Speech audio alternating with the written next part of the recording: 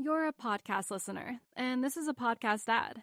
Reach great listeners like yourself with podcast advertising from Lips and Ads. Choose from hundreds of top podcasts offering host endorsements, or run a reproduced ad like this one across thousands of shows to reach your target audience with Lips and Ads. Go to lipsandads.com now. That's LIBSYN ads.com. Today on an all-new Dr. Phil. He was holding her face into the crib. You don't have the energy to drag yourself out of bed, but you play footsie with ex-boyfriend.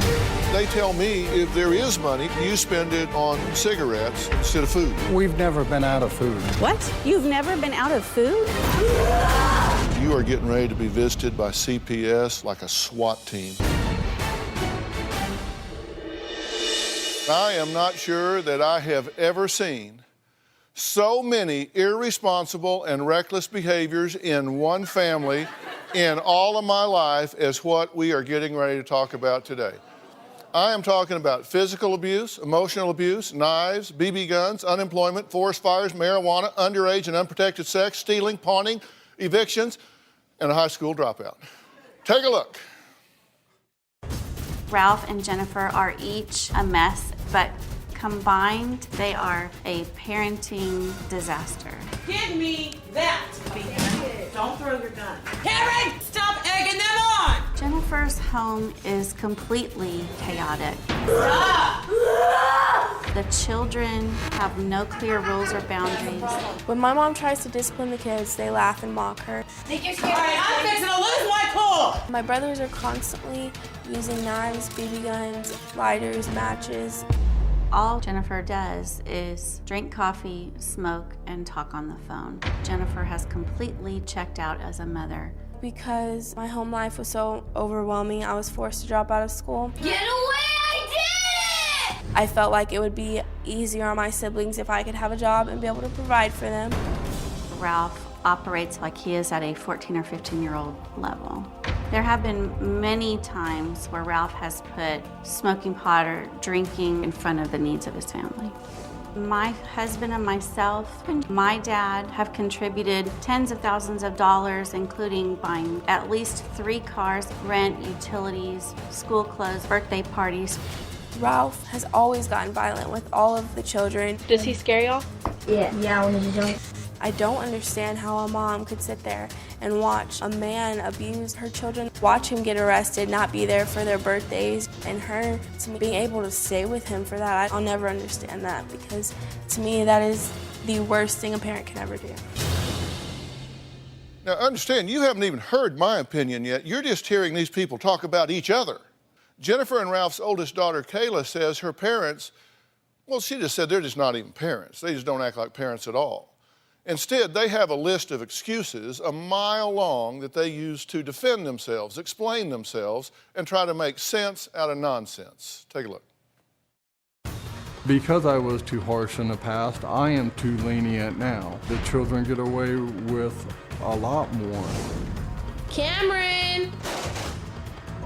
Our 10-year-old and our 8-year-old have both smoked pot. I didn't feel that it was the end of the world. I doubt that he even inhaled. I believe that Jennifer has a hard time disciplining the kids because of the medication and the depression that she has. I would find myself resting like this about 10 hours a day. There are often times I will allow the kids to stay home from school because I just don't have the energy to fight with them. This is Mommy. We were just recently subpoenaed to court because they reported my 12-year-old daughter for truancy. I believe my daughter has a hard time falling asleep at night because she worries about our finances. I have struggled to provide, but the longest, I could have been unemployed technically 6 months. But I always tried to do things that would bring in money. When we were pawning stuff, what was the hardest thing that you had to lose? When my BB guns probably. I believe a lot of children go through a lot worse than what our children are going through. If a bad parent is someone that makes a mistake with their kids, then everybody is. Well, wow. You're watching your life summarized on video here. What's your reaction? It's hard to believe that this is what our bad choices have resulted in. Did you need to see it on video No. to have that awakening? I'm not being sarcastic. Sometimes it takes that. What do you think about this? Yeah, it's pretty ugly. You said something at the end of that tape piece that I isolated because I wanted you to respond to it. Sure. Let me play this last thing you said on that tape piece. I believe a lot of children go through a lot worse than what our children are going through. If a bad parent is someone that makes a mistake with their kids, then everybody is. No, I was asked when I responded to that if I thought there was such a thing as a perfect parent.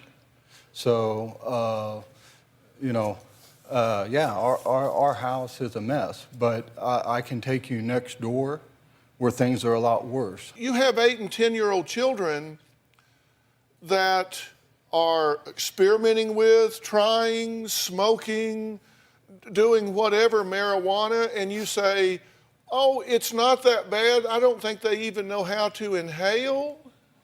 No, I just know that growing up, it was around me as a child. You have 8 and 10-year-old sons, and they're smoking dope, and you're saying, it's not that big a deal. That's what you said. I know that they tried it. Okay, I do know that. Are they addicted to it? Are they constantly smoking it? No. Do you smoke marijuana? No. I have. Excuse me? Recently? No. I just passed a drug test and do they know got a that new you job. smoke marijuana? They know that I have in the past, yes, absolutely. And they've tried it, and you say, hey, they're not even inhaling. That to me is, if you were going to list like 10 responses that a parent could have, from 1 being good to 10 being bad, that would be number 17. That's not. I mean, come on. I'm trying to be honest with you. I'm trying to say, I understand, but I don't know after it was done exactly what I could have done to stop it. It was done with his friends, right out at the picnic table with a bunch of other kids. You say, I don't know what I could have done. Let me give you a couple of options. Sure. They had a few friends over, and so they were just rolling up a joint and smoking it out there, okay? Here are a couple of options. Okay, 1, 2, 3, you friends here, you get off of my property, and don't you ever, never come back here. You don't smoke dope on my property. You 2 kids that are smoking dope with them, you get your skinny butts up and you get into the house because you have just violated a rule. You don't do illegal drugs on our property here. You are not allowed to do that. And I'm sorry that I've modeled that behavior for you. I was wrong, and I apologize for that. And I won't set that standard for you ever, never again. So you little dope smoking fiends, you get the hell out of here. You 2 little dope smokers, you go in the house, and I'm going to get busy setting a better example for you. Okay, there would be one option instead of saying, oh, well, they don't inhale. No, I've done that. I have chased people off the property that were doing that. Okay, and they tell me that if there is money, which is scarce, that you spend it on cigarettes instead of food. We've never been out of food. I'm talking to her. What? I know. What? Yes. You've never been out of food? The cupboards have been bare, but you've provided, other people have provided. We've never been where there's not been anything to eat. Okay, Like let me meals. ask y'all something, so just so I know what we're here for, because I'm a change agent. Okay, are we here to defend this or change it? Change it. Okay, next we're going to talk about why Ralph thought it was a good idea to buy his sons pocket knives when they were only 5 or 6 years old. We'll be right back.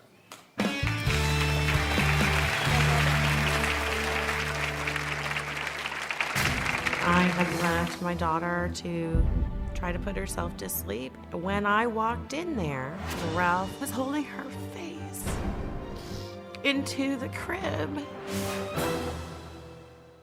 Monday on an all-new Dr. Phil. I have to find my son. 41 years ago, they placed their baby for adoption. We have felt guilt, shame. Now, You feel some sense of urgency in this search. they'll be reunited. He's here. Plus, what happened to this former model turned heroin addict? We did get her into rehab. You'll be shocked. JL, come on out. That's Monday. I think that the boys were about 5 and 6 years old when Ralph let them have their own pocket knives. In fact, Ralph had taught the boys a game where you spread your palm out and you take the knife and go in between each finger and you start moving faster. Noah had attempted that game when Ralph wasn't home and he stabbed himself in the thumb. Well, that was Jennifer talking about how dangerous and out of control her young sons have gotten with knives. I mean, listen, a lot of kids have little pocket knives at 5 years old, but should they be playing games where they can cut themselves with them? Seriously. No. In addition to getting them their own knives, she says Ralph has also purchased each of their sons BB guns. Do kids have BB guns? Sure, but have they shown the responsibility to have them? Jennifer says Ralph has a history of violence and she'll never forget what happened one day shortly after she gave birth to their second daughter. Take a look at this and we'll talk about that.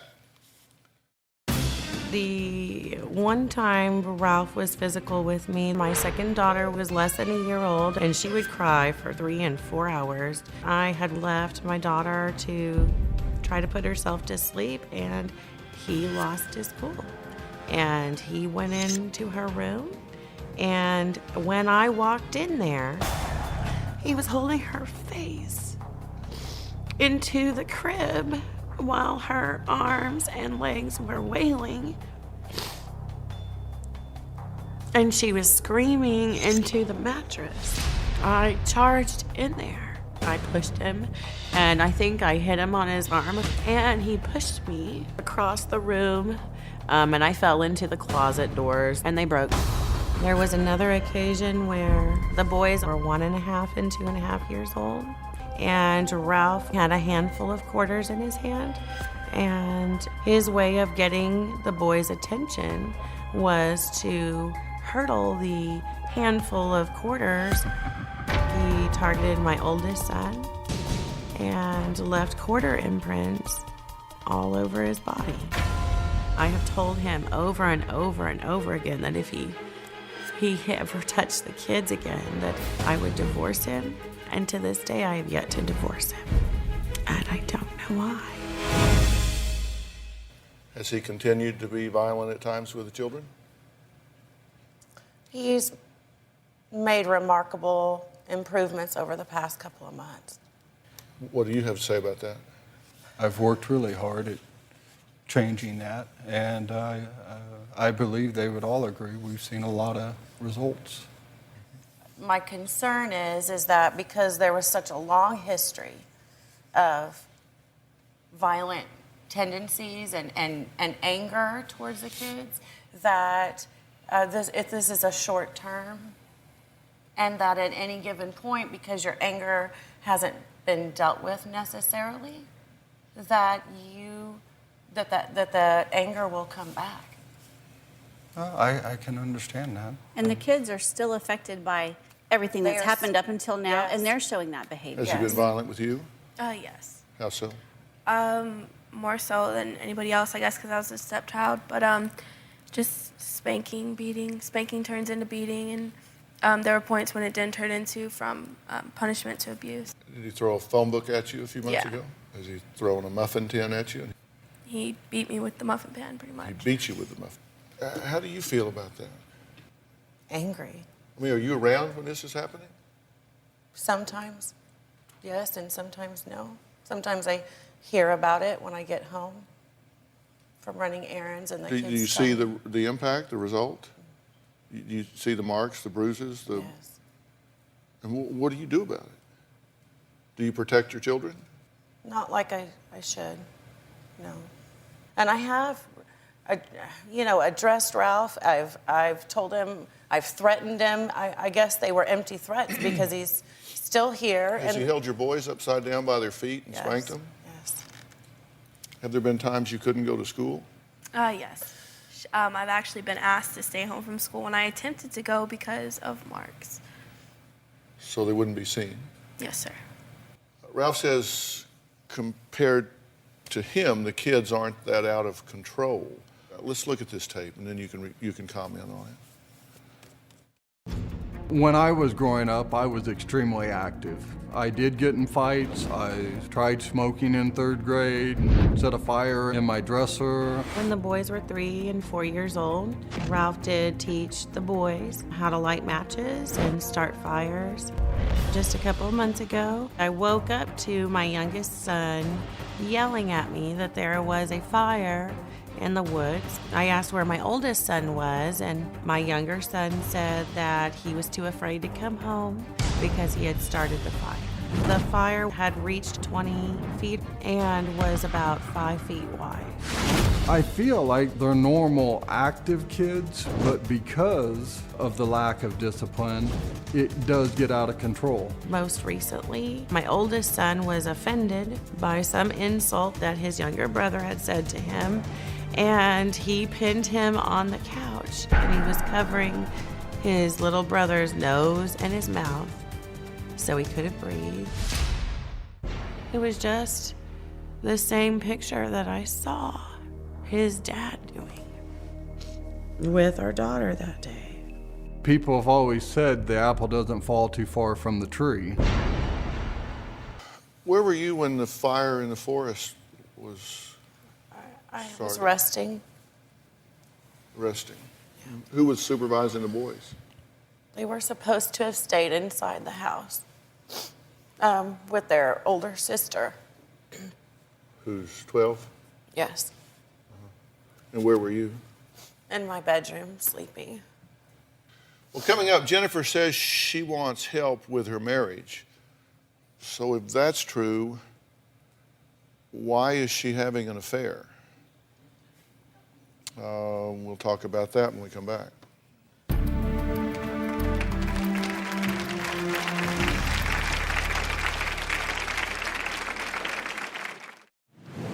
Across this great country, from coast to coast, you've told me about the crossroads we're facing. That's exactly why I wrote We've Got Issues, How You Can Stand Strong for America's Soul and Sanity. This book isn't just a conversation starter.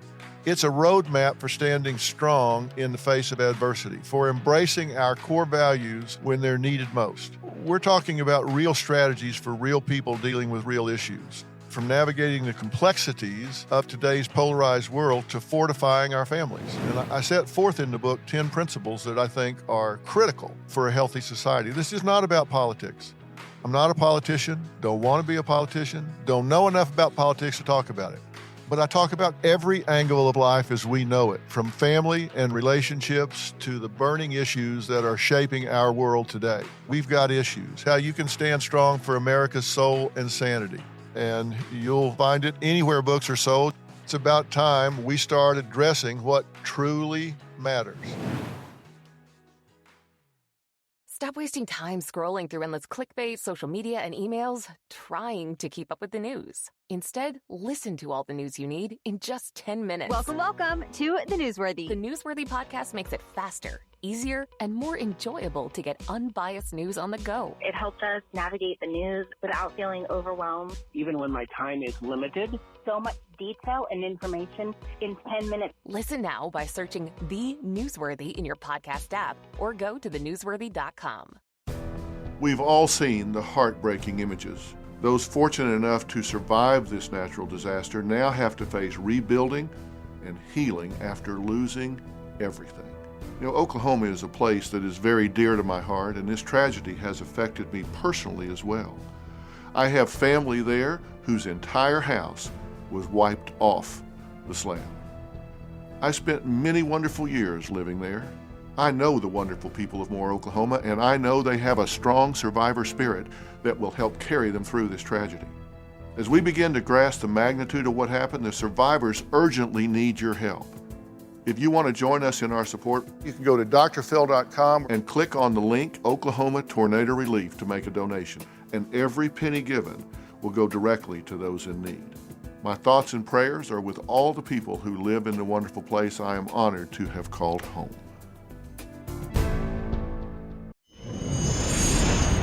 Ralph suffocates me with his constant need for love and affection.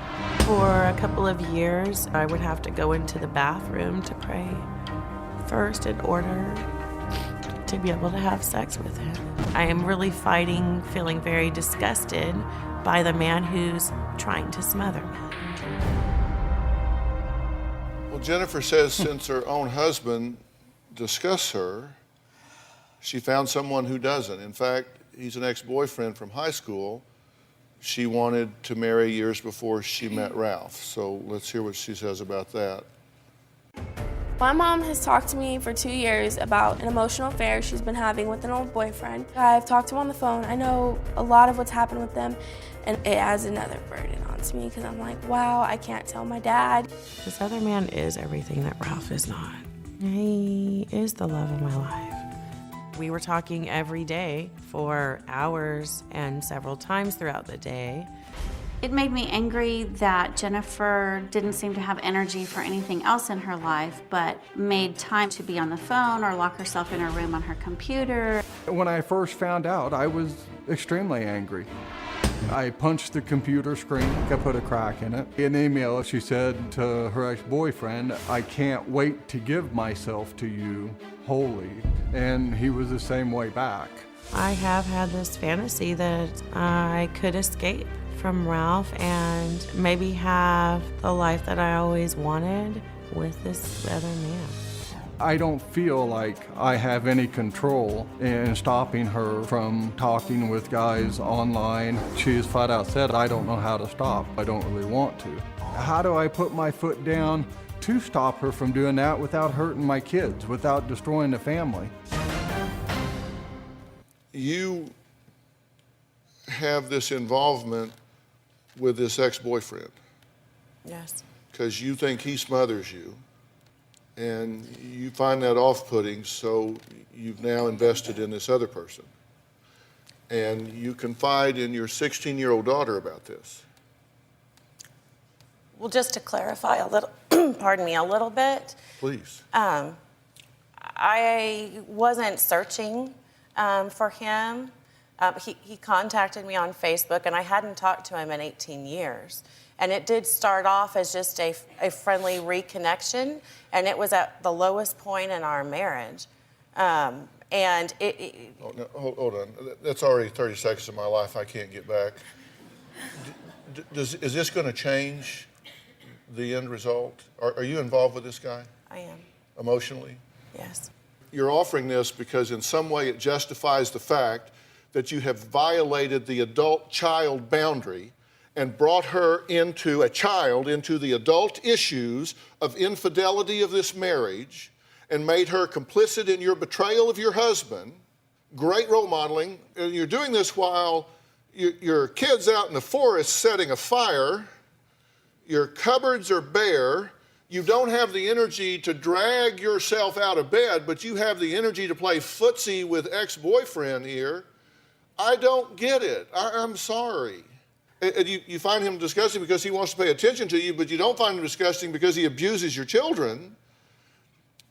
Is there a compass here? Does anybody know where north is? What? Somebody say something with that makes sense. He's treated our family like crap for years, and now that he wants to step up and, be better, she's already hurt, we're already hurt, and we don't want him there. Oh, I love him, but there's too much hurt in that house and anger. Yeah, Jennifer is spending so much time having an emotional affair while her kids are living in chaos. In fact, her 10-year-old wrote a note a few months back that I found beyond disturbing. Listen to this and then we'll talk. I believe it was last November, 2012. Our 10-year-old son wrote a note to me he had left on his bed, and it said, "Mom, would you please kill me in my sleep so that I don't have to wake up in the morning?" I hate my life. My 10-year-old explained that he just couldn't stand our life anymore. He couldn't stand having no money, and he could not stand the fact his dad and I smoke. How does that make you feel when the electricity goes out? Which is like, makes me feel like we need more money. Yeah, we don't have enough money to buy the things we need, and the worst part about having money is Mom usually spends it on cigarettes. I feel helpless and trying to help him. You know, I don't know what to say. These are really smart kids. They're kids with great potential, and they're just caught in this quagmire. But you know, we're peeling an onion here, and you think this is bad. We hadn't started. Who else is living in the house that I have a problem with? You're going to find that out next, and you think you're shaking your head now? Stay tuned.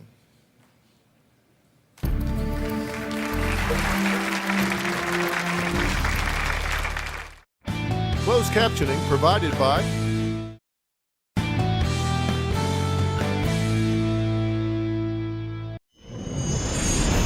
When I was 15, I was getting involved with a 21-year-old man. I looked to him as an older brother, and then it turned sexual. That's traumatized me really bad. When my mom found out about him, I told her I didn't really want to, but I did it because I cared for him. She wasn't upset about it. She did end up talking to him, and she blew it all off after that. She didn't feel like he was abusing me. Things just took a wrong turn. Well, that was Kayla talking about how her mom decided not to press charges against a 21-year-old man Kayla had sex with when she was only 15. Now, Kayla says she's since moved on and now has an 18-year-old boyfriend she loves. And he lives with her and her family. Kayla's boyfriend lives with our family. I had set up 2 ground rules. Number 1, Ben would have a job. And the second rule is that they were not to sleep in the same bedroom together. They are still sleeping together every single night on a twin bed in my younger daughter's room. Kayla and her younger sister used to just share the room, and once Ben moved in, my younger daughter asked to move into the walk-in closet so that she could have privacy from Ben and Kayla. I absolutely hate it. I actually suggested, why don't you guys get married? And that way I don't have to feel the way that I do when I walk in and see you guys. I do believe it's damaging to the other kids to have been in the house with him and Kayla having sex and with Ben smoking pot. You're 15. 16. And you're having sex with a 21-year-old. Yes, sir. And you know about it. Now, that's statutory rape in the state in which you live. That's right. But you don't prosecute. Right? Right. Okay, don't get that. Okay, so that goes by. Somebody rapes your daughter, no prosecution. Okay, now you have an 18-year-old boyfriend. He's right here, Ben. How you doing? I'm good, sir. Yeah. So Ben moves in and is sleeping in a twin bed with Kayla, who's now 16, and in the other twin bed is your 12-year-old daughter. So you got Ben and Kayla here and the 12-year-old in the other twin bed. She gets uncomfortable because they have sex in this bed, so she goes and sleeps in the closet. Did I run red light here if I got that right? Yes. So you got a 12-year-old that edits this herself and goes and sleeps in the closet so her sister and her 18-year-old boyfriend can have this bed and have sex in that bed. Let me just venture a guess here. You're having unprotected sex. Yes. Shock. Are you idiots? You're having unprotected sex. You live in this chaos of children. You got no money, cupboards bare, people aren't working, and so you think you'll just have unprotected sex. And I bet you there's some theory by which that's okay. Give me the theory. Basically, he's on a medicine that prevents him from having kids for the most part. Yeah. He's like, what would that medicine be? It's an antidepressant. Okay. So this is a medicine, the side effect of which lowers sperm count. Yes. Yeah. Did you go test your sperm count? No, you just read that. So you said, oh, no, are you kidding? I get that they're young and don't know any better. Come on. Stop having unprotected sex in the bedroom with your 12-year-old sister in the closet. We never have sex. Stop having unprotected sex anywhere.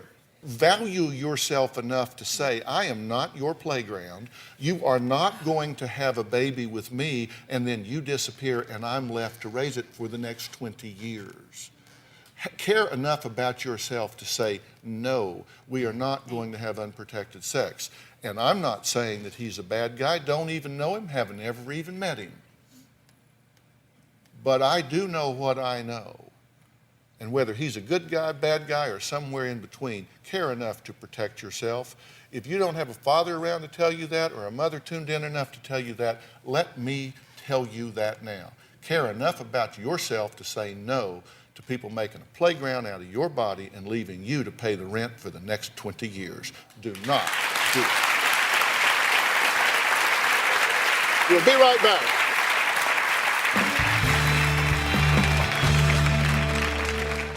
Monday on an all-new Dr. Phil. What happened to this former model turned heroin addict? We did get her into rehab. You'll be shocked. JL, come on out. All new Dr. Phil. That's Monday. Closed captioning provided by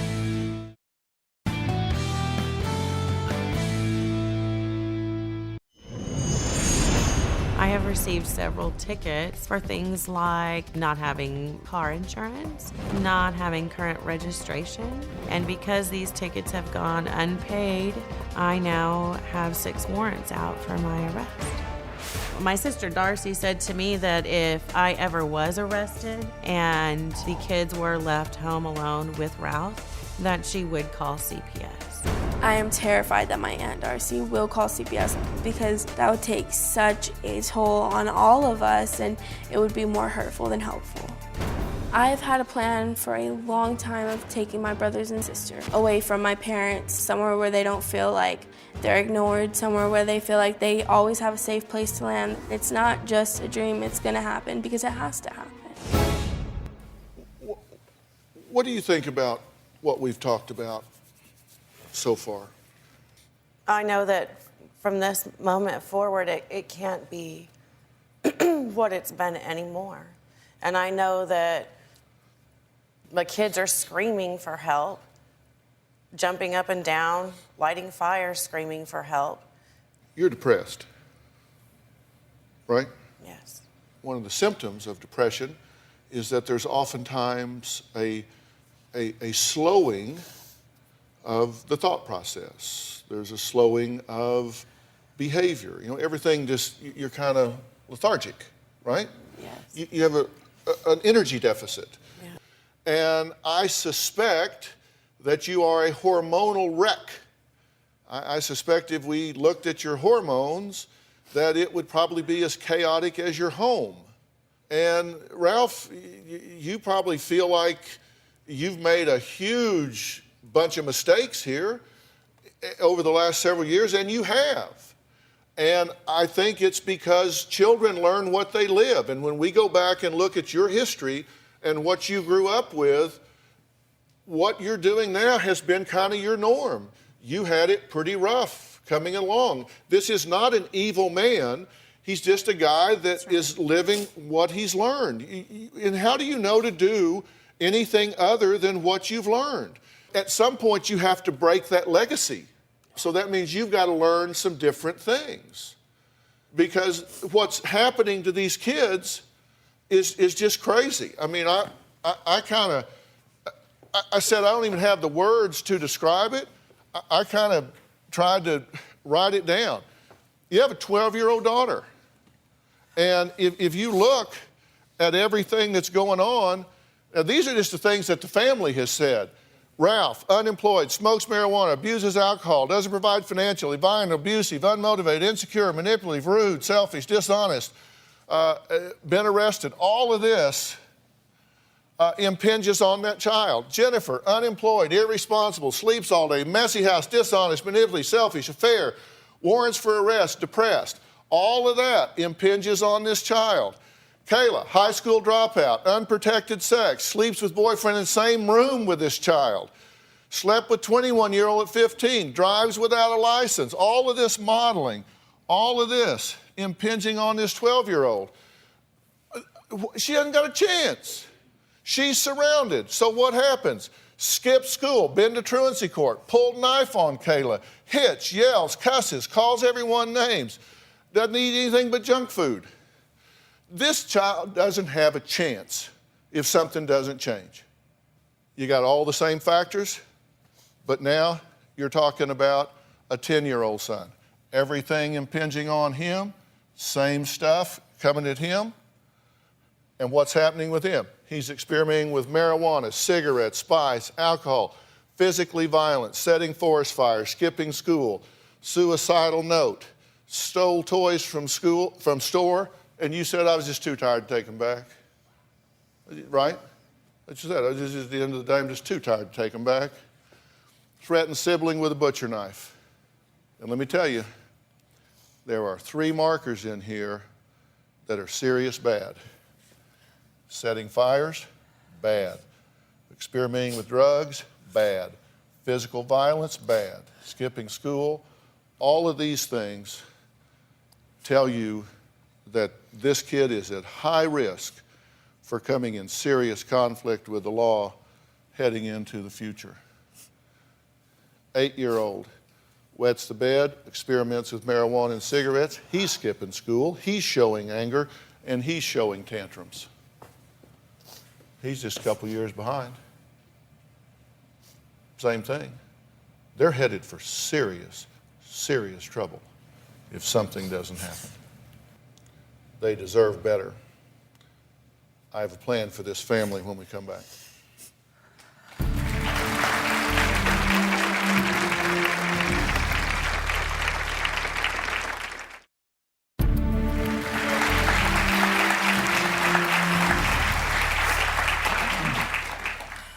Today I'm talking to Jennifer, Ralph, and their 16-year-old daughter, Kayla, and Jennifer's sister, Darcy. It was Darcy that wrote in. It wasn't Jennifer, it wasn't Ralph. These two did not ask for help.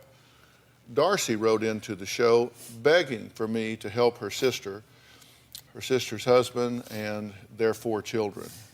And Darcy, I don't know if they thank you for this, but I thank you for doing it. I really do.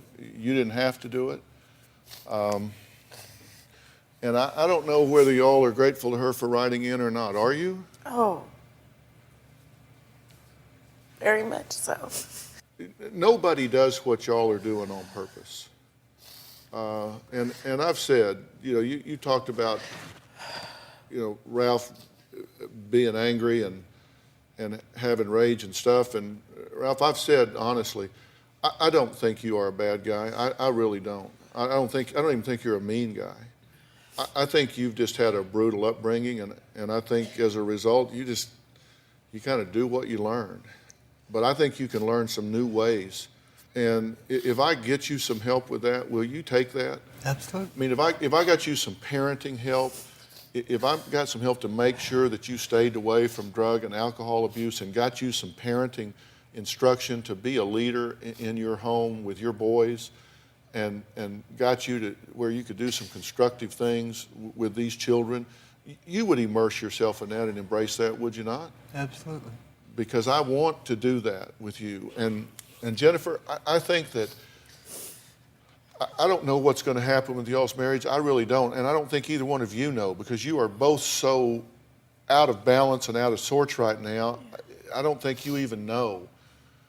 I think you're looking for escape, and who knows what you really want. I think you have some biochemical imbalance. I think you are really dealing with some depression, and as a result, you're making some really bad decisions, and I think that has to be dealt with, and I want to help you do that. And I'm also willing to offer you an alternative to change some things at home. You know, two of your children, your 12-year-old and your 10-year-old, I would like to offer you an alternative to give those kids a break from that home for a period of time. These kids deserve a break. We need to do something for them, not to them, while it gives us a chance to clean this situation up a little bit. I asked Kristen Hayes to come here today from the Aspen Education Group. Aspen is a network it's a nationwide network of programs that they work with struggling and troubled children and teenagers. And they just have a mission of helping families. Don't you think these kids deserve a healthy environment for a period of time? Definitely. I completely agree with you. This break in this chaos that is their lives right now. And just as Dr. Phil said, it's not a punishment. This isn't punitive. This isn't a boot camp. It's therapeutic environment with extremely caring staff members to do individual and group therapy, and they're with peers their same age to go through this process. In addition to the technical skills they learn, they would also learn things, coping mechanisms and communication skills that will help them throughout their lives. This situation needs a major change, and I'm telling you, you are getting ready to be visited by CPS like a SWAT team. Let's be proactive instead of turning it over to the state. And what do you think about what I'm saying? I'm willing to do anything it takes. Including getting yourself straight? Yes. You agree, Ralph? Yes. All right, when we come back, I'm going to talk about what it means to turn parent from noun into a verb. Every family needs a hero. We'll be right back.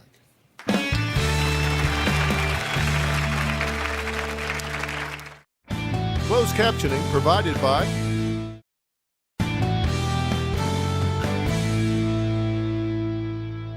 Want to know what's coming up on Dr. Phil? Visit our website and subscribe to our email newsletter. You'll get weekly updates, life strategies, and exclusive video that you won't find anywhere else. Plus, on drphil.com, you can see sneak previews of upcoming shows. Log on today. Well, I want to thank my guests for being here today, and a special thanks to Kristen Hayes from the Aspen Education Group. Kristen, thank you. For those of you that want to know more about the Aspen Education Group, we'll put a link on drphil.com and research them yourself, make up your own mind. I think they're a great group, and the question is, are they a fit for you? You can take a look and see. Parent is not just a noun, it's a verb. I mean, it's an action-oriented thing. And every family needs a hero. And be that hero. Be the one that says, look, I'm going to rise above the chaos. I'm going to be the change agent in my family. It is never too late to get healthy and do what needs to be done. Thanks for being here. We'll see you next time.